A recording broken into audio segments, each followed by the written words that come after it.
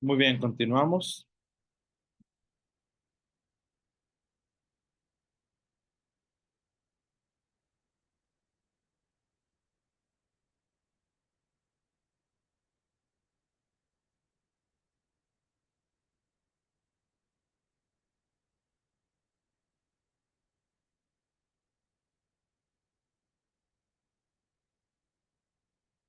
Jesús real, como una persona de carne y hueso que tenía hermanos.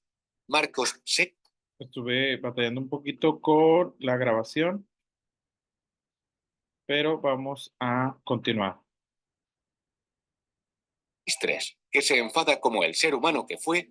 Mateo 21:12, que llora porque su amigo Lázaro se ha muerto. Juan 11:35, o que se desespera en la cruz. Marcos 15, hablado en la historia de la humanidad. Lo voy a poner desde el principio para que esté completo el video.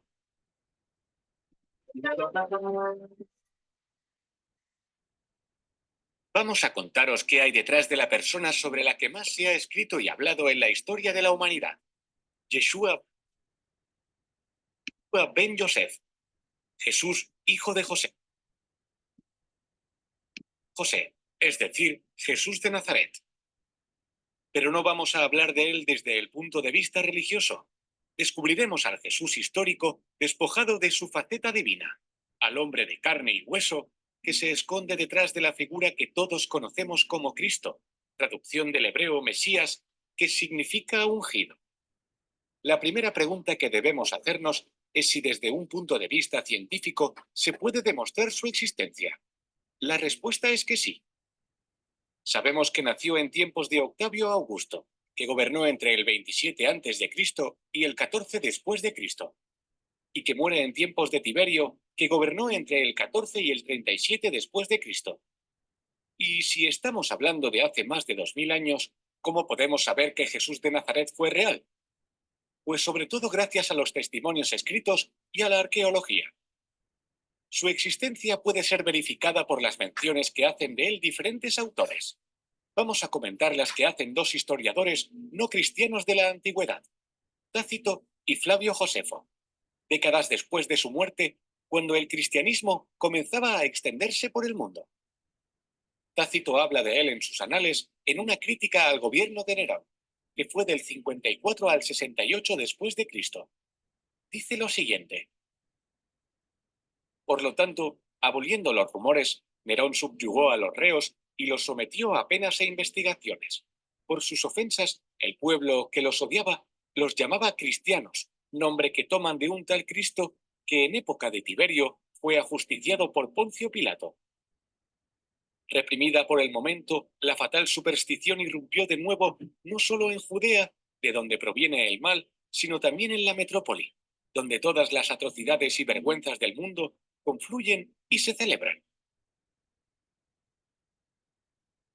Se ve que Tácito no tenía muy buena opinión de sus compatriotas romanos, pero además el texto prueba la existencia, ya en el año del gran incendio de Roma, bajo el gobierno de Nerón, de un grupo de seguidores de un tal Cristo.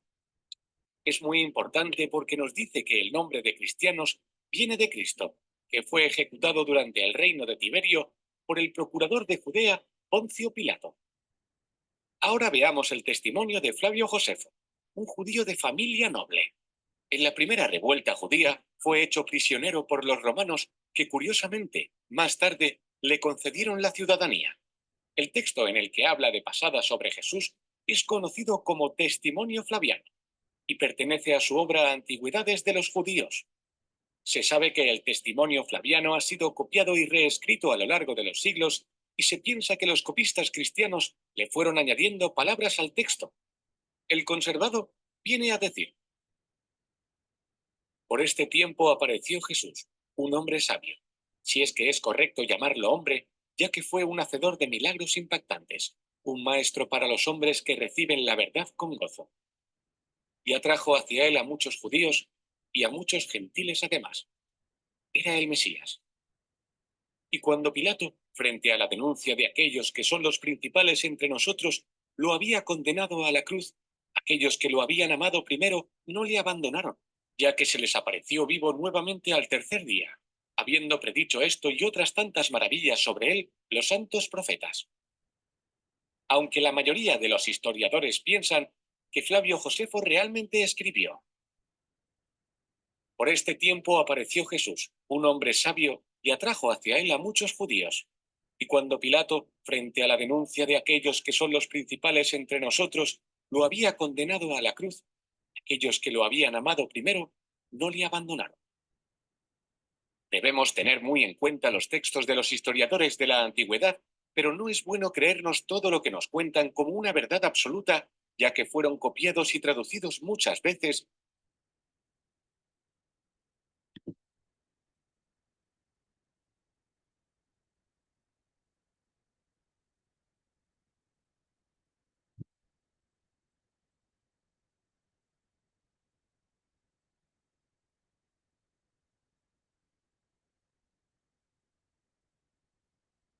Una ciudad romana que está en la costa de Israel se ha encontrado la conocida como Piedra de Pilato, y tiene una inscripción en la que se dice que Poncio Pilato construyó un edificio en honor al emperador Tiberio en esa ciudad.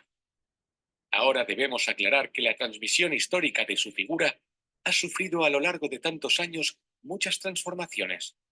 Cosas que tomamos como originales del cristianismo se fueron estableciendo a lo largo de los siglos, muy lejos ya del tiempo en el que vivió el auténtico Jesús.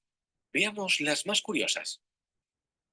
La formación del canon será gradual, pero será en el año 325 cuando los obispos convocados por el emperador Constantino en Nicea dan forma a una doctrina oficial para el cristianismo. Evangelio significa buena noticia. Los evangelios son textos escritos bastante después de la muerte de Cristo. Hay 4 canónicos y muchos otros apócrifos. Los 4 evangelios canónicos, el de Mateo, Marcos, Lucas y Juan, son un conjunto de pequeños relatos o colecciones independientes. Unos se inspiran en los otros y en numerosas ocasiones se contradicen entre sí.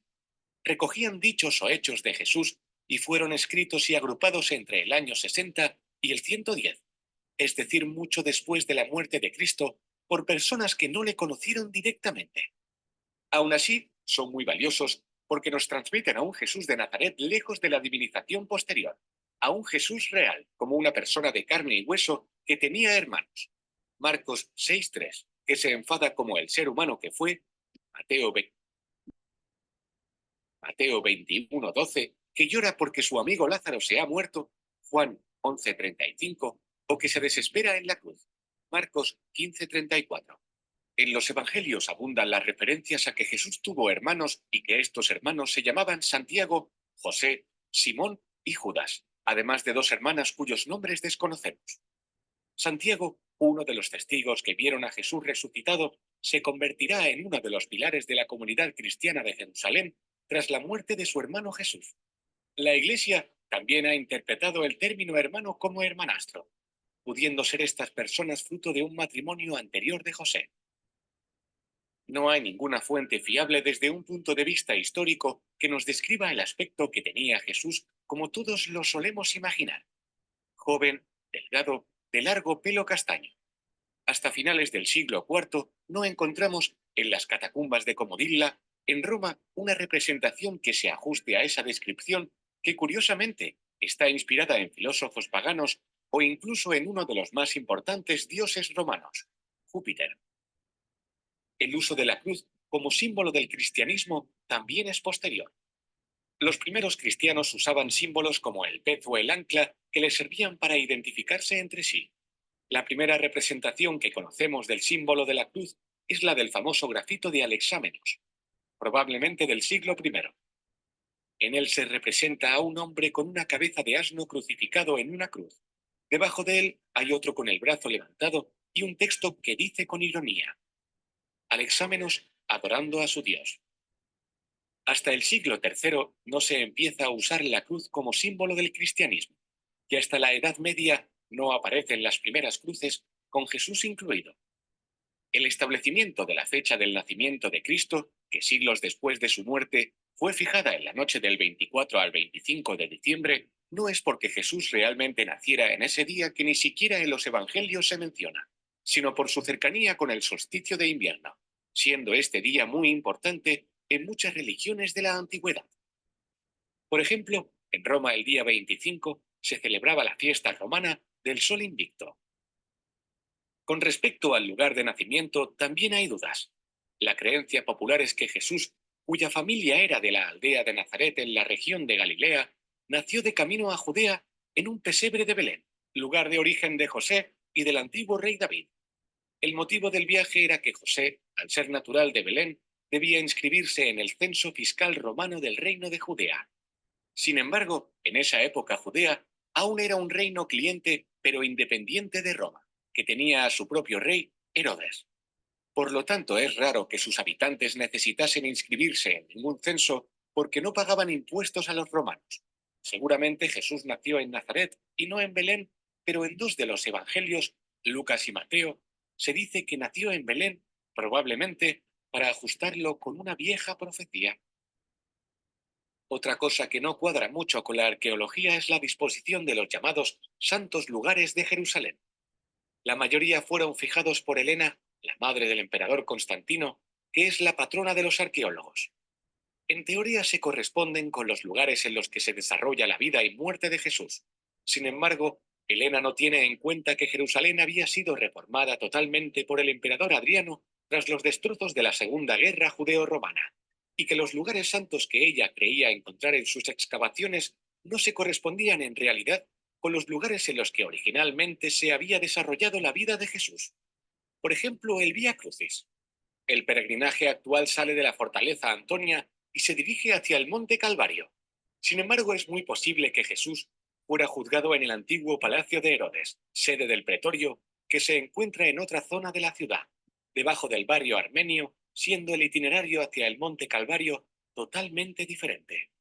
A veces la culpa moral de la muerte de Jesús ha recaído sobre los judíos, pero Jesús fue crucificado y eso era una condena romana habitual para la sedición y la traición, no específica para los cristianos. Los judíos y el órgano que los dirigía, el Sanedrín, no tenían el poder de condenar a muerte y, como mucho, podrían haber ordenado una lapidación. Y no es el caso. Por eso hay que aclarar que el Sanedrín acusó a Jesús ante el prefecto Poncio Pilato, que en nombre de Roma lo juzga y lo ejecuta. El nazareno se había ganado la ojeriza de los romanos por ser un agitador político. Es más, los eruditos judíos señalan que nunca hubo juicio ante el Sanedrín. Lucas nos lo cuenta. Entonces comenzaron a acusarlo y dijeron: a este hombre lo hallamos subvirtiendo a nuestra nación y prohibiendo pagar impuestos a César, y diciendo que él mismo es Cristo, un rey. Con respecto a la tumba, Jesús fue un ejecutado por la justicia. No se sabe qué se hizo realmente con su cuerpo. Sí se sabe que existían órganos subordinados al Sanedrín que se encargaban del enterramiento de los ajusticianos. Para ello disponían de tumbas públicas que, cuando se llenaban, eran vaciadas en una fosa común para introducir los cuerpos de los nuevos ajusticianos. Así que muchos estudiosos ven posible que el cuerpo de Jesús acabara perdido en un lugar de difícil acceso. El funcionario encargado de su enterramiento fue José de Arimatea, que el Evangelio de Marcos, el más antiguo según los expertos, describe como un miembro respetado del Sanedrín, no como un seguidor de Cristo. Entonces sería lógico pensar que José de Arimatea era simplemente el funcionario encargado de dar sepultura, en una de esas tumbas, a Jesús después de su muerte.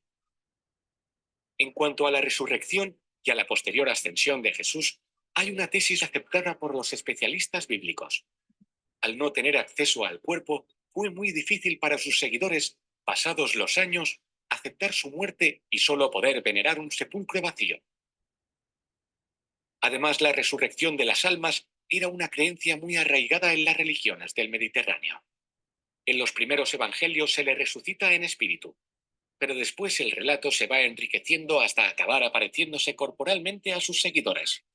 Esto pudo plantear un problema, y como recurso es posible que se añadiera a posteriori la ascensión de su cuerpo al lado de Dios, en recompensa por su sacrificio. Y ya para acabar hay que recordar lo importante que es saber separar lo históricamente comprobable de lo puramente religioso en la figura central del cristianismo. Lo primero, aunque sean más los interrogantes que las certezas, nos ayuda a conocer al Jesús de Nazaret, que vivió en el siglo I. Lo segundo es una cuestión de fe religiosa. ¿Se cree o no se cree?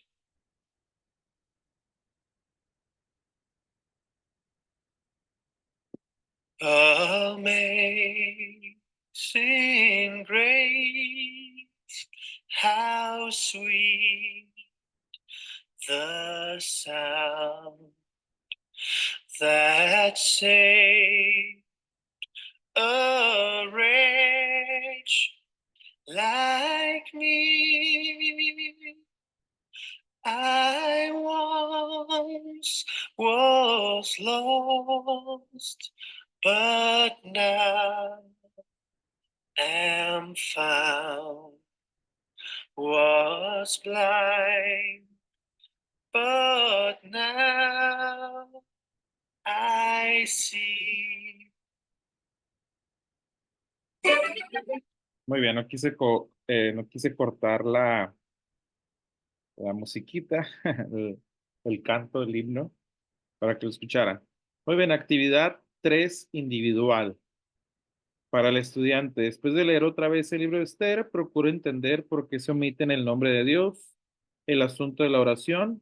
Lea los capítulos al principio de Proverbios para descubrir el propósito del libro.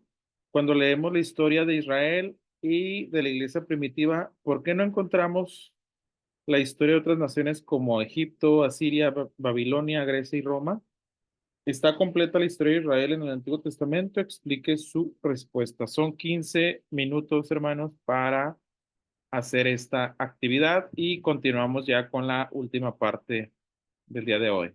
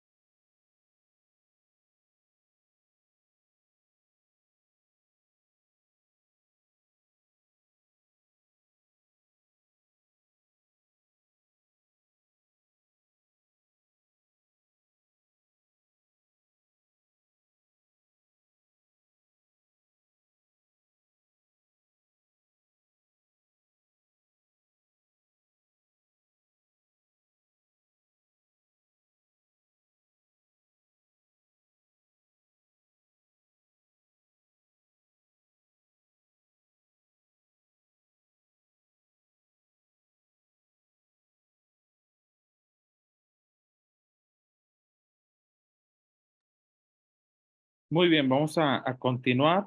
Esa fue la actividad número 3 y es la tarea que me van a enviar. No les voy a poner tarea, les voy a encargar tarea. Ya van 3 actividades, restaría una más. Las circunstancias históricas. El caso de la mujer samaritana, por ejemplo, nos plantea una situación histórica cultural muy distinta a la nuestra.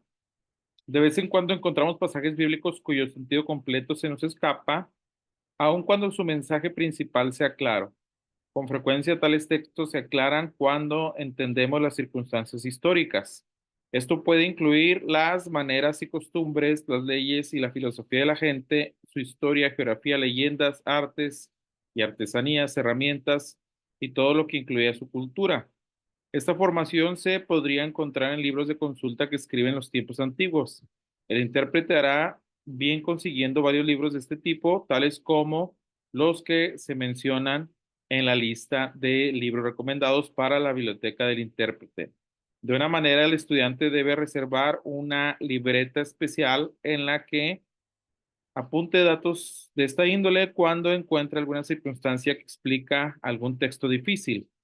Debe apuntar en ella la cita bíblica, la circunstancia que lo explica, junto a la fuente de información. Así podrá localizar los datos más tarde. Luego de esta libreta debe pasar los datos a un archivo más permanente. Y haciendo un paréntesis, voy a enviarles un libro que tiene que ver con los hechos históricos, culturales del Nuevo Testamento. No tiene nada que ver con capítulos, ni versículos, ni libros del Antiguo Testamento, más bien son del Nuevo Testamento, pero se va versículo por versículo comentando el autor. Entonces se los voy a enviar, está en PDF, para que lo tengan y sería un buen libro de consulta, ahorita que me estoy acordando.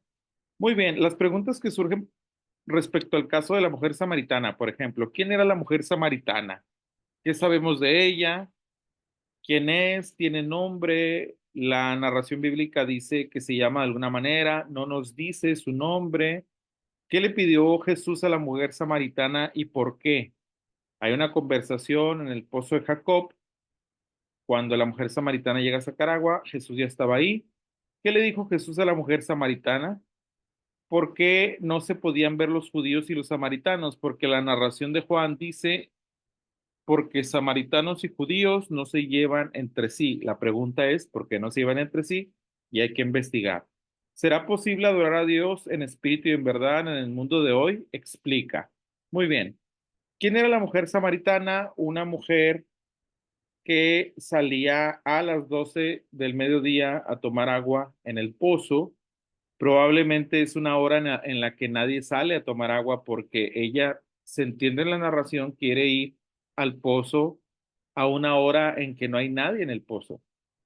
Las mujeres doncellas, las vírgenes, las que no se han casado, son las que iban por agua, pero la mujer samaritana no tiene buena reputación, entonces ella va a otra hora. ¿Qué le pide Jesús a la mujer samaritana? Dame de beber. Y ella le dice, ¿verdad? Porque como tú siendo judío me pides a mí siendo mujer y samaritana y todo esto. ¿Qué le dijo Jesús a la samaritana? Si supieras con quién hablas y todo esto, él te daría agua de vida eterna, etcétera. ¿Por qué los judíos no se podían ver con los samaritanos? Porque en el 721 antes de Cristo los asirios se mezclan con algunos judíos, dando como resultado los samaritanos. En esta narración, la samaritana viene de esta mezcla. Jesús es un judío tal cual, entonces no se pueden, por eso dice que no se llevan entre sí, porque para los judíos, los samaritanos no son judíos puros, sino que se mezclaron con los asirios. ¿Eso lo dice la narración bíblica? No, no lo dice la narración bíblica, pero lo tenemos que investigar. ¿Cómo lo supe? Pues investigándolo, ¿no? ¿Será posible adorar a Dios en espíritu y en verdad el día de hoy, en el mundo de hoy? Sí, sí se puede, pero obviamente Dios busca sinceridad. Muy bien, este caso es algo así. El autor bíblico nos da ciertos datos, no nos da todos los detalles porque se supone que la gente a la que le escribe el autor bíblico saben los detalles. Nosotros no, por eso los tenemos que investigar.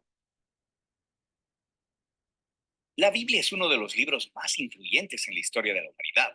Explora las grandes preguntas de por qué existimos, Ha inspirado a muchas personas a hacer cosas asombrosas. Y ha confundido a muchos otros. Probablemente tengas una por ahí guardada en algún lado. Entonces, ¿qué es en realidad la Biblia? Bueno, la Biblia es una pequeña biblioteca de libros que surgieron todos de la historia del antiguo pueblo de Israel. Y en un sentido, ellos eran como cualquier otra civilización antigua, pero entre ellos existió una larga línea de individuos llamados profetas, y ellos veían la historia de Israel como no ordinaria, la veían como una parte central de lo que Dios estaba haciendo por toda la humanidad. Y estos profetas eran genios literarios. En serio.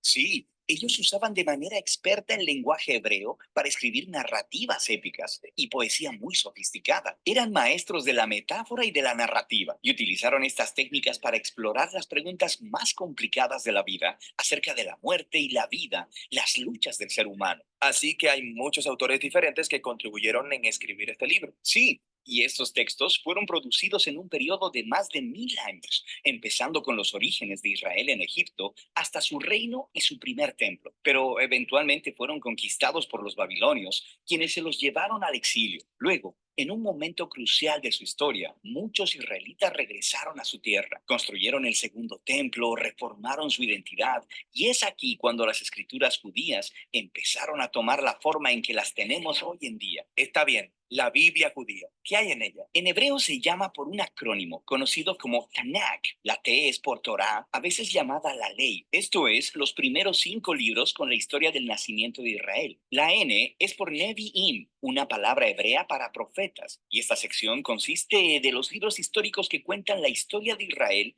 desde el punto de vista de los profetas. Luego tienes los libros poéticos de los mismos profetas. La K es por Ketuvim, una palabra hebrea para escrituras. Esta es una colección diversa de libros poéticos, libros de sabiduría y más narrativa. El pueblo judío cree que a través de todas estas obras literarias, Dios le habla a las personas. También hay otras escrituras judías que estaban siendo producidas durante el periodo del Segundo Templo. Sí, un grupo realmente diverso de textos, y estos también eran muy valorados en las comunidades judías. Y había debate en estos tiempos antiguos sobre si algunos de estos textos debían o no ser considerados como parte de sus escrituras. Así que hay muchos tipos distintos de textos escritos en un periodo de tiempo muy largo. ¿Por qué los juntaron en la forma en que lo hicieron? Todos estos textos juntos cuentan una historia épica sobre cómo Dios está trabajando a través de este pueblo para traer orden y belleza al caos de nuestro mundo. Y todo ello culmina en la esperanza de un nuevo líder, quien vendría y renovaría toda la creación. Y luego el Tanakh termina y este líder nunca llegó. Así que es una obra escrita de manera experta, pero le falta el final. Exactamente. Luego, unos pocos siglos después, un profeta judío llamado Jesús de Nazaret entra en escena. Él decía que estaba continuando la historia del Tanakh. Así que Jesús hizo un montón de cosas geniales. Fue asesinado y sus seguidores decían que él había resucitado de los muertos. Sí, dijeron que Jesús era ese líder tan esperado, quien restauraría el mundo. Así que sus seguidores más tempranos, llamados apóstoles, compusieron nuevas obras literarias acerca de la historia de Jesús. Las llamaron Buenas Nuevas o Evangelios. Formaron un registro llamado Hechos acerca de cómo el movimiento de Jesús se extendió fuera de Israel, y luego hicieron circular cartas a diferentes comunidades de Jesús por todo el mundo antiguo. Y ellos consideraban estos escritos como parte de las escrituras. Sí, los apóstoles escribieron todo esto como el cumplimiento de la historia épica que se encuentra en el Tanakh, y estaban continuando con el genio literario de la tradición judía. También creían que Dios le estaba hablando a su pueblo a través de estos textos, al igual que por las escrituras de Israel. Así que esto es el Antiguo y Nuevo Testamento. Pero, ¿qué pensaban los primeros cristianos acerca de la literatura adicional durante el Segundo Templo? Grupos diferentes tenían diferentes puntos de vista acerca de algunos de estos libros, pero sabemos que leían y valoraban estos textos porque los utilizaron junto con las escrituras judías. Está bien, entonces tenemos el Tanakh,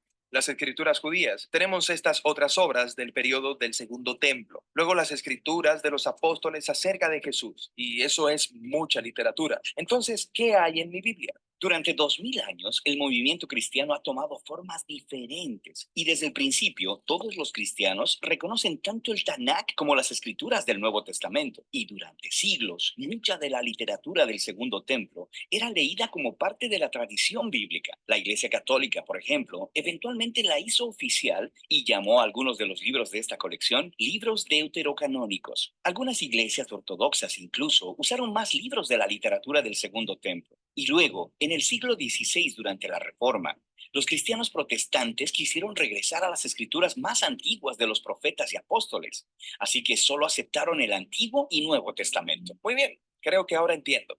Pero ¿cómo es que una colección de libros producida en un periodo de más de 1000 años por todos estos autores diferentes dice una misma historia? Esta es la pregunta que responderemos en nuestro próximo video.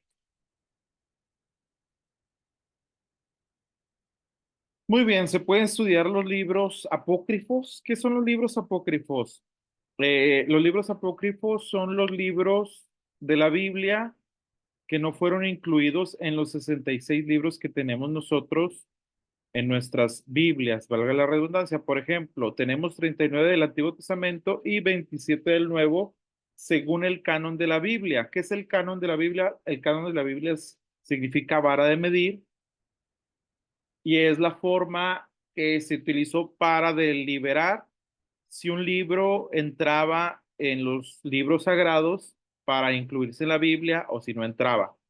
Por ejemplo, la Biblia católica tiene 7 libros más, que esos 7 libros se les conoce como apócrifos, y apócrifo significa falso, no verdadero, que no tiene las características necesarias para ser incluido en la Biblia. Por lo tanto, ¿se puede estudiar los libros apócrifos? ¿Será conveniente estudiar la vida de los judíos, su ley, no solamente la de Moisés, sino la ley tradicional escrita en el Talmud, que era lo que veíamos ahorita en el video, que era el Talmud? Su historia, tanto los libros apócrifos y la historia secular como la Biblia misma, todos los datos que pueden explicar los textos difíciles deben apuntarse en la libreta y guardarse en un archivo especial. La pregunta es, ¿podemos estudiar los libros apócrifos? La respuesta es sí. ¿Para qué? Para conocer la historia y la cultura del momento. Si estamos estudiando, no sé, el periodo de los profetas menores, probablemente un libro apócrifo pudiera darnos luz del tiempo y la cultura. Sí podemos para saber datos que en la Biblia no se mencionan. Por aquí hay un error de dedo, no se mencionan. Pero hay un pero los libros apócrifos no se deben tomar como palabra de Dios porque no pasaron el filtro del canon bíblico. ¿Cuál era el filtro del canon bíblico? Revelación, iluminación e inspiración. Estos 3 elementos se necesitan para poder considerar a un libro de la Biblia, el caso de Mateo, Marcos, Lucas, Juan, Hechos, etcétera, pasaron por este filtro. Pasaron el filtro de la revelación. ¿Es revelado por Dios? Sí. ¿Es iluminado por Dios? Sí. ¿Es inspirado por Dios? Sí. ¿Cuál es la diferencia con los apócrifos? Por ejemplo, hay un libro apócrifo que se llama Macabeos, primera y segunda de Macabeos, que los macabeos son un grupo religioso radical del tiempo entre un testamento, el antiguo, y el otro testamento, que es el nuevo. Cuando leemos a los macabeos, vemos parte de la historia de los judíos, vemos algunos asuntos interesantes, pero no los podemos colocar a la misma categoría que los libros canónicos porque no cumplen con estas características. Son libros históricos de Israel, son libros que nos dan luz de la cultura, pero no lo consideraron los estudiosos eruditos que hicieron el filtro de la Biblia como revelados, iluminados e inspirados. Entonces, ¿qué se necesita para que un libro de la Biblia sea considerado la palabra de Dios, las Sagradas Escrituras? Se necesita haber sido revelado por Dios, iluminado e inspirado.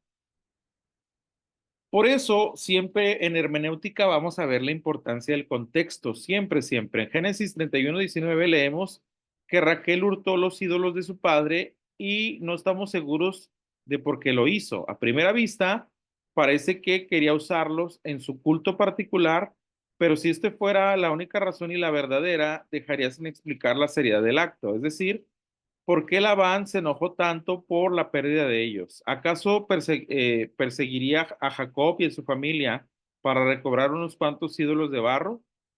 Según el texto hebreo, los ídolos eran realmente terafines y los terafines no eran solamente ídolos, eran objetos asociados con el hogar. Según la ley Orea de Seir, Génesis 36, 20 y 21, la posesión de los terafines le garantizaba a Raquel la posesión de la propiedad de sus padres para Jacob. Sin embargo, Jacob no supo lo que Raquel había hecho y nunca quiso aprovecharse de esa manera. ¿Qué son los mentados terafines? Los terafines son estas estatuillas que son como ídolos, están aquí, pero cuando Raquel los toma de su padre y se los lleva a Jacob, el tener estos objetos, estos terafines, daban como propietario de muchas cosas de la casa, etcétera, a quien tuviera estos terafines. Entonces, ¿qué quiere decir? Quiere decir que Raquel no solamente se robó unos ídolos, sino que se robó algo que tenía que ver con la decoración de la casa de su padre, y no solamente con la decoración, sino también con las propiedades. O sea, el quien tenía los terafines era dueño de las propiedades. Entonces, imagínense ustedes, imagínense por eso el disgusto, ¿verdad? Del padre de Raquel. ¿Cómo interpretar la parábola del tesoro escondido? Por ejemplo, en algunos casos el Antiguo Testamento mismo contiene la explicación de algunos puntos oscuros de la historia del Evangelio, pero en la parábola del tesoro escondido en Mateo 13:44, el comportamiento del hombre que encontró el tesoro en el campo se pone en duda. Compró el terreno para hacerse dueño del tesoro que encontró. Quizás pensamos que hubiera hecho mejor buscando al dueño para entregárselo. ¿Acaso avisarle antes de comprarlo? ¿Qué dice la parábola? Sucede en el reino con el reino de los cielos lo que con un tesoro escondido en el campo, el que lo encuentra lo deja oculto y lleno de alegría va y vende todo lo que tiene y compra aquel terreno. ¿Para qué? Para quedarse con el tesoro. ¿Por qué hace esto la persona en la parábola?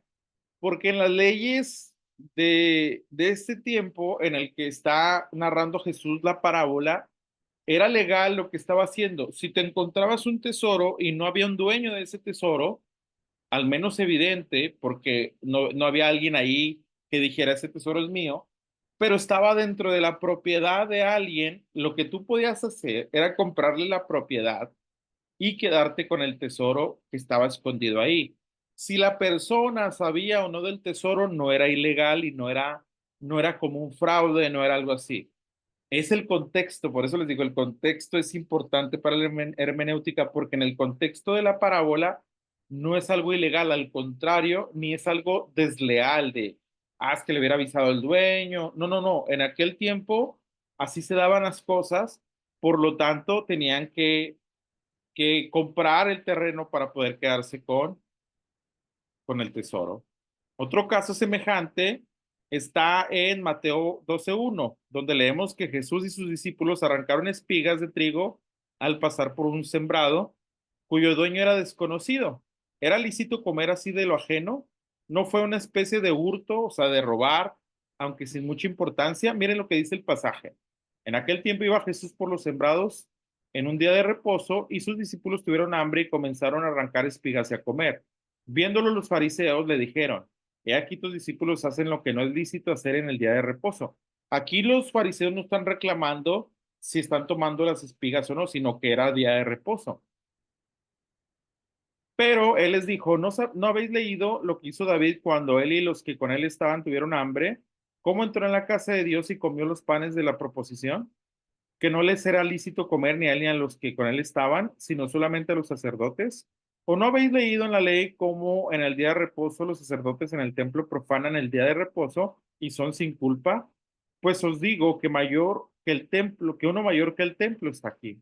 Y si supieseis qué significa misericordia quiero y no sacrificio, no condenarían a los inocentes porque el Hijo del Hombre es Señor del día de reposo. Muy bien, una explicación breve y rápida, investigando el contexto histórico y cultural de este pasaje. Por eso es importante ver, pues lo que la Biblia no nos está diciendo, inmediatamente investigarlo. El comer espigas, como se lee en la narración, que llegan los discípulos, arrancan las espigas y empiezan a comer, no hay problema porque en la ley de Moisés, a veces pensamos que solamente son 10 mandamientos, hermanos, pero no, la ley de los judíos son 613 mandamientos. Y en esos 613 mandamientos encontramos ceremonias religiosas, encontramos sacrificios, encontramos, pues era la constitución prácticamente de los judíos, de los hebreos. Encontramos leyes también morales, civiles, económicas. Las leyes económicas, por ejemplo, decían, si tú tienes un sembradío, vas a sembrar espigas, pero vas a parte de tu sembradío, vas a tener una pequeña parte donde vas a sembrar espigas que no van a ser para ti, van a ser para el extranjero, para la viuda, para el huérfano, para los que necesiten. Entonces, por eso también Ruth, cuando llega a los campos de Bosra, ella puede tomar de los sembradíos de Bosra sin que sea pecado, sin que sea robar, porque en la ley de Moisés decía que todo aquel que necesitara iba a un sembradío, no iba a tomar de la parte sembrada del dueño, sino de la parte que se sembraba en un apartado pequeño. No eran las mismas cantidades del dueño que las que se sembraban para los extranjeros, las viudas, los huérfanos. Entonces, por eso Ruth puede tomar también de eso y no hay robo. En ese caso, los discípulos hacen eso porque la ley de Moisés lo permitía, que si alguien venía viajando y tenía hambre, pues podía tomar frutos o alimentos de los sembradíos de las personas porque había un apartado. También decía, cuando levantes, por ejemplo, cosechas elotes, cosecha los elotes, si se te cae alguno, no lo recojas, déjalo ahí para el que viene viajando, para el forastero, para la viuda, el desamparado. Eran las leyes económicas de ese tiempo, por lo tanto no había pecado de que ellos arrancaran espigas y las comieran. Pero lo que alegan los fariseos es que ellos lo hacen en día de reposo. El día de reposo era un reposo absoluto, es exagerado para los judíos. De hecho, por ejemplo, si ustedes tienen un día de descanso, es un día de descanso que van a hacer otras actividades, pero para los judíos el día de reposo es descansar completamente en el sentido de, yo estoy en mi casa, es sábado, es día de reposo, no puedo caminar más de 100 pasos al día, por decirlo así. Entonces me levanto, voy a la cocina, ya caminé 20 pasos y luego voy a ir a apagar la luz, otros 20 pasos. Entonces eran tan exagerados que para ellos el día de reposo no se tenía que hacer absolutamente nada y ven a los discípulos arrancar espigas y comer en día de reposo y por eso le reclaman al Señor y ya el Señor les dice, bueno, muchas ocasiones, como en el caso de David, que llega con sus valientes y comen de los panes de la mesa de proposición que estaban en el templo o que estaban en el lugar santo donde se hacían los sacrificios y todo esto, no podía David comerse sus panes, ni tampoco sus acompañantes, porque esos panes están dedicados a Dios, consagrados y aparte eran para los sacerdotes, para los levitas que estaban ahí. Y David no era un levita, David era de la tribu de Judá. Entonces, cómo es que David toma estos panes y los come y dice Dios y dice Jesús, ¿verdad? ¿No habéis leído cómo David, cuando él y los que con él estaban tuvieron hambre, cómo entró en la casa de Dios y comió los panes de la proposición, que no le era lícito comer ni a él ni a los que con él estaban, sino solamente a los sacerdotes, y no se murió, es decir, no pasó nada, aunque no podía, no pasó, o los sacerdotes que profanan el día de reposo haciendo otras cosas y no y son sin culpa, dice el Señor. Si supieran lo que significa misericordia quiero y no sacrificio. Entonces, el Señor le está diciendo a los fariseos, no quiero que ustedes señalen solamente lo religioso, cuando para Dios lo importante es la misericordia. Una sola vez se menciona que David comió estos panes y Dios no lo consumió por misericordia. En el caso de los sacerdotes que profanan el día de reposo, Dios no los consumía por misericordia. Entonces, ¿qué está diciendo el Señor Jesús? Para mí es más importante la misericordia que el sacrificio que tú puedas hacer. Eso es lo que el Señor está diciendo. Eso está tremendo. ¿Por qué?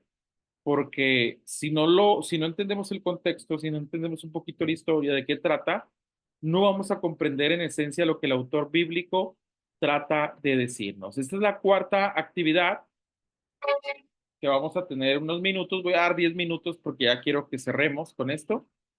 Y ya terminaríamos la sesión. Esa sería la cuarta actividad individual. Tomen 10 minutos nada más. Igual pueden tener más tiempo porque me la van a mandar más noche o mañana, no sé, cuando tengamos oportunidad, ya sea que por Classroom yo les ponga estas tareas, estas actividades y me la manden, o si ustedes me dicen, hermano, mejor haga un correo electrónico especial para las tareas, lo hacemos. Entonces, 10 minutos y cerramos.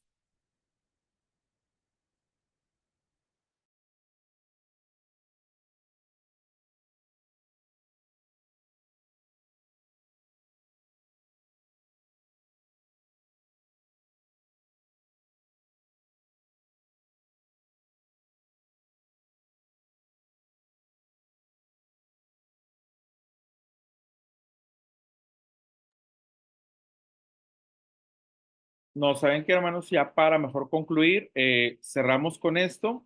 Les voy a mandar la grabación del video y ustedes ya lo toman con tiempo para que lo hagan, porque yo todavía lo tengo que convertir a YouTube y enviárselos. Entonces, hasta aquí sería la sesión. Dios les bendiga, Dios les guarde, estamos en contacto. Díganme, por favor, si necesitan que haga un correo electrónico especial para las tareas o si seguimos en Classroom. Estamos en contacto. Esta última actividad, póngale pausa cuando vean el video de la grabación. Ya lo voy a cortar porque necesito subirlo a YouTube. Bendiciones y fin del comunicado, hermanos.